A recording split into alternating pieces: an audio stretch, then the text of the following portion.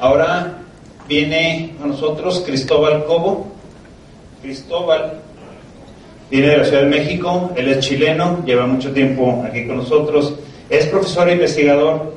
Cristóbal en la Universidad de Barcelona obtuvo el doctorado con honores cum laude, no sé cómo se pronuncie, y también últimamente estuvo en un proyecto muy interesante, ha sido evaluador de políticas públicas para el gobierno mexicano en nuevas tecnologías y educación. Es profesor Flaxo. Bienvenido, Cristóbal.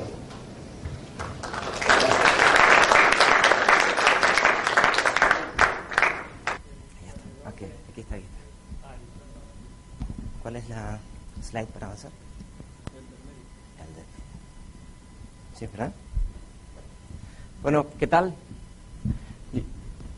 Yo quisiera decir que por distintas circunstancias nos tocó vivir en una época que presta una atención especial al uso intensivo del conocimiento. En distintas áreas y disciplinas de la época actual, el conocimiento, la innovación, el I+D, la investigación juegan un papel central. Ahora, esto no es nuevo. Peter Drucker hace más de 50 años ya hablaba de estos trabajadores del conocimiento. Lo que sí es un fenómeno sintomático de nuestra época es que además de todo este proceso donde el conocimiento es tan importante, identificamos una suerte como de distanciamiento entre ese perfil profesional que demanda el mundo del trabajo y ese perfil que se está formando en los distintos sistemas de educación, ya sea escuela o universidad. Y por eso me pareció interesante que pudiéramos hablar un poco del aprendizaje. Hay distintos tipos de aprendizaje. Está el aprendizaje cara a cara, analógico, donde yo hablo y ustedes se callan, que es el que más se utiliza aquí en las instituciones educativas, ¿sí? Hay aprendizaje a distancia, aprendizaje en línea, y el que yo me quisiera referir hoy día es el aprendizaje invisible, ¿sí? Desde una mirada crítica, el aprendizaje, los sistemas de educación formal actuales priorizan por sobre todo la estandarización, la uniformidad y, en la medida posible, la parametrización. Es decir, mientras más ordenaditos, mejor. Ahora, yo quiero dar algunos ejemplos interesantes. Este chico, Lim, es un chico que vive en Malasia, tiene 10 años. Cuando tenía 9 años, desarrolló un software que se puede descargar para iPhone, que se llama Doodle. Ustedes lo pueden bajar de la red. Hoy tiene cerca de 1 millón de descargas. Este pequeño sabe utilizar Java, JavaScript, ActionScript, comprende Applesoft Basic y en sus tiempos libres aprende Pascal y C. Quienes sepan un poco de ingeniería sabrán que esto no es cualquier cosa, especialmente si este muchacho tiene 9 años. Ahora, es interesante preguntarse en qué medida los sistemas de educación formal fomentan estos talentos, estos diamantes en brutos, este pequeño Mozart, cómo los sistemas formales estimulan la educación. Ahora, como esa pregunta genera respuestas un poco incómodas, yo le pedí a Bernard Shaw que nos mandara un SMS, Premio Nobel de Literatura en 1925, que dice: desde muy niño tuve que interrumpir mi educación para ir a la escuela. Yo no sé si eso aplica, pero me parece interesante. Ahora, Jeremy Rifkin, autor de El sueño europeo, La era del acceso y otros libros, plantea que los sistemas de educación se parecen mucho a microsistemas industriales. Es decir, todos organizados, bajo módulos, de manera muy parcelada y muy organizada. De manera muy lejana como funciona el conocimiento en la vida real, pero es muy fácil de aplicar. El problema tenemos entonces que se genera, como plantea la literatura británica, este universo paralelo entre el mundo real, el mundo profesional y el mundo de la educación. Y quiero darles un ejemplo. En el año 1899, es decir, hace 111 años, Jean-Marc Coté le pidieron que dibujara cómo se imaginaban las escuelas en el siglo XX. ¿Imaginó eso que está arriba? ¿Sí?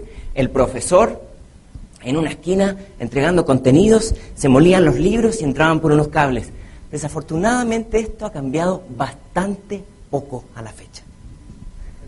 Ahora, afortunadamente tenemos algunos superhéroes, y muestro esta imagen en honor a José Saramago, que recientemente falleció.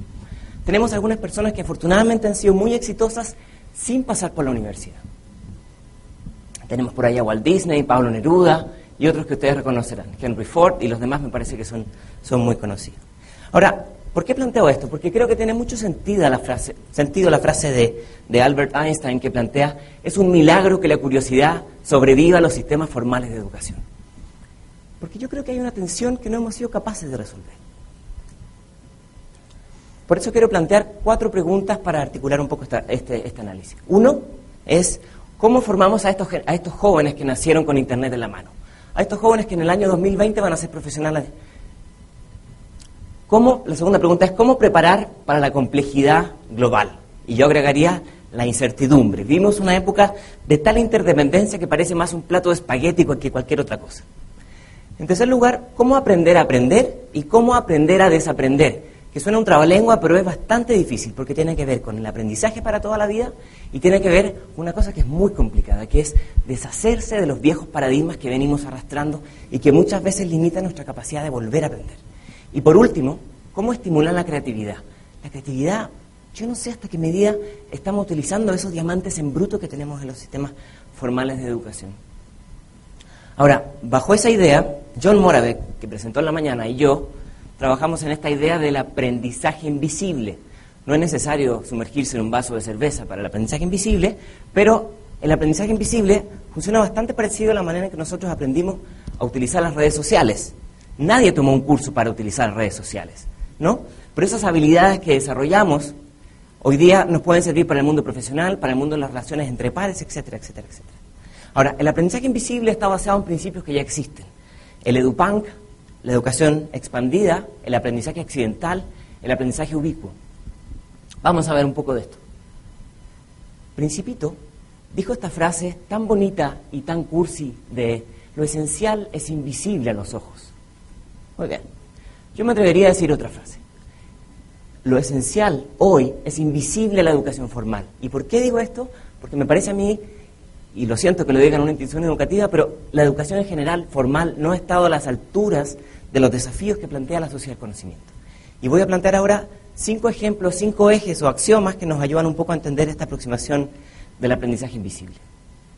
Primero, las tecnologías de información y comunicación se hacen invisibles. Don Tapscott plantea que su hijo le dice, papá, yo no entiendo por qué los adultos están tan emocionados con esta revolución industrial, con esta revolución tecnológica, si al final son tecnologías que siempre estuvieron. ¿Qué tanto te emocionarías tú con un refrigerador? Y Adams, otro autor, plantea que todo aquello que se crea, todo aquello que existe cuando tú naces, es parte del entorno natural. Aquello que se crea, aquellas tecnologías que se crean entre los 15 y los 35 años de edad, es emocionante, es fascinante, ¿no? Es algo a lo cual tú te podrías dedicar cuando eres profesionista o profesional. Ahora, todo aquello que se genera después de los 35 años, no, eso va contra el orden natural de las cosas, porque ya está lejos de mí, ¿no? Entonces, es este paso del molcajete a la licuadora que en algunas generaciones no es evidente, porque nacieron con los dos. Primer axioma del aprendizaje invisible. Segundo, la Organización para la Cooperación y el Desarrollo Económico hace muy poco lanzó esta investigación, los resultados de esta investigación basado en la prueba PISA. La prueba PISA, les recuerdo, se aplica a 250.000 jóvenes en el mundo en 30 países. Y nos dice cosas bastante interesantes que tienen que ver con esto. Las competencias adquiridas en entornos informales son invisibles. Vamos a ver. Este estudio habla de una segunda brecha digital, que ya no es la brecha del acceso tecnológico, sino que es la brecha de la calidad de uso y el contexto de uso. Y miren qué interesante, esto va bastante contra natura con lo que vemos en algunas políticas públicas. Hay más beneficio del uso de la computadora en el hogar que en la escuela. El uso de la computadora en la escuela ha generado bajos impactos. La cantidad de uso de la computadora no ha generado impactos positivos en las pruebas PISA. ¿Y qué es lo que hay detrás de esto? ¿Qué es lo que podemos decantar? Que las generaciones más recientes desarrollen sus competencias digitales esenciales para vivir en el siglo XXI en entornos informales, a través de la observación, el boca a boca, el ensayo-error, etcétera, etcétera, etcétera. Por eso quisiera yo que las escuelas se parecieran más a cómo es la oficina de Google en Zurich, un espacio caótico donde todo el mundo está trabajando y nadie está siguiendo las instrucciones de un tipo que habla adelante como yo en este caso. Tercer eje del aprendizaje invisible. Las competencias no evidentes resultan invisibles en los entornos formales. Ya di el caso del IM, pero en general, ese es el software que él desarrolló, pero en general nos toca que los sistemas de evaluación que tenemos en los entornos formales no estimulan la posibilidad de aprender. Todo lo contrario, estimulan el repetir y aplicar aquellos contenidos que entregó el profesor. Y por lo tanto, si hay algo que hacen los sistemas formales de evaluación es penalizan y castigan con pena de muerte el error. Y el error es la madre de poder desarrollar nuevos aprendizajes. Vamos a ver aquí brevemente unos videos. Cuarto eje, las competencias digitales resultan invisibles. Competencias digitales tan importantes en el marco de la sociedad del siglo XXI. Están presentes en la Agenda Lisboa, por ejemplo, dentro de las 8 competencias fundamentales. Ahora, lo interesante, y estoy poniendo ejemplos aquí de espacios más flexibles de utilizar la tecnología, por 2 cosas. Uno, porque tan importante como aprender es la posibilidad de aplicar lo que aprendimos. Por lo tanto, invisibilizar las tecnologías y darle potencia al conocimiento creado. Y 2, el aprendizaje ocurre cuando estamos haciendo otra cosa. Por lo tanto, hay que cambiar el switch de la manera en que utilizamos las tecnologías. Vamos a continuar. El quinto eje y último del aprendizaje invisible es que hay ciertas prácticas, entre muchas comillas y signos de interrogación, educativas, que debiésemos invisibilizar. La que más me viene a la memoria es el uso intensivo de la memoria de los sistemas formales. Voy a aprovechar que estamos haciendo streaming. Para los profesores que están escuchando esto, profesores, las personas tenemos mala memoria. Los discos duros tienen mucho mejor memoria que nosotros. ¿Por qué hacer esa competencia de aprender datos geográficos y aprender fechas históricas y aprender tablas periódicas? Si es mala idea eso. Eso era aplicable en ciertos contextos. Y en esa línea, quiero citar un ejemplo que me parece sustantivo. El ejemplo de Dinamarca, que hace un año viene trabajando en un proyecto para que a partir del 2011 todos los exámenes que se tomen en las escuelas de Dinamarca sean con Internet prendido, funcionando. Horror para algunos docentes. ¿Por qué? ¿Cuál es el argumento que dice el Ministerio de Educación de Dinamarca? Si el mundo funciona con Internet, ¿por qué la escuela debe ser offline? ¿Por qué los exámenes tienen que tomarse de manera analógica? Claro, podríamos decir, lo que pasa es que pueden copiar. Bueno, ese es un problema que tiene que resolver la escuela, enseñar a contextualizar, a citar, a vincular trozos de conocimiento, etcétera, etcétera, etcétera, ¿no? Pero esa es una tensión que debe enfrentar la escuela y no apagar todas las computadoras porque hay posibilidades de error, ¿no? Si el mundo profesional funciona con Internet, ¿por qué la escuela no? Y como esto es muy breve, yo voy a terminar con estos planteamientos, yo diría que son de alguna medida dialécticos. Vamos a hablar de algunos ejes con respecto a esto.